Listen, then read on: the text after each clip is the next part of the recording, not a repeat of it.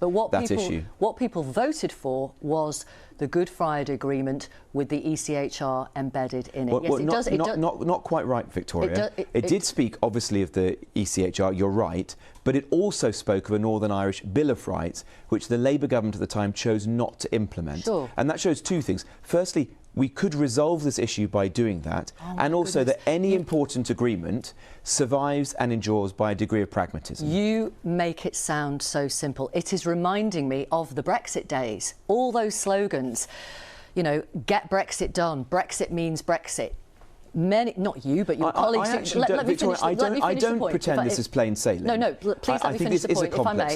If I may, it is complex. I'm glad you've acknowledged that, because you say it really casually, and everybody watching knows that Brexit means Brexit, or get Brexit done, led to the bandwidth of politicians being taken up for years. It was time-consuming.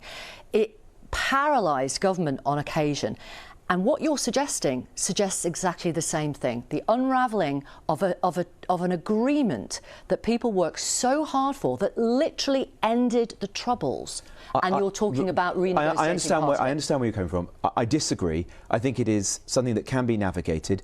And I also think it's extremely important. And why does it matter? It matters because today there are foreign murderers, paedophiles and rapists in our prisons and on our streets who we can't remove from our country because of the ECHR. There are literally terrorists who are being followed by our security services day and night because we can't remove them. And it was the principal reason why we couldn't get the Rwanda agreement off the ground. But what I'm asking you is a bigger question, actually. What I'm asking you is a bigger question. One is about democracy, and the second thing is you would risk the peace that we have seen since 1998, the economic and social benefits that we've seen in Northern Ireland, Victoria, and on the British mainland since 1998. I don't mean to interrupt, but I'm saying that wouldn't happen. You don't know that. That's what people said about Brexit. Well, I do, because we can get that. With all due respect, I've given this a great deal of thought. I've spoken to some of our leading jurists.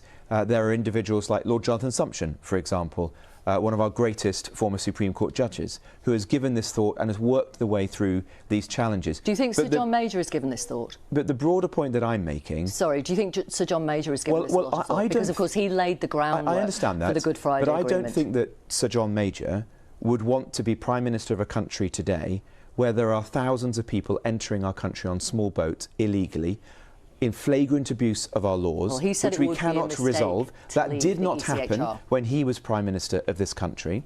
And the challenges that we've seen have arisen since his time in office.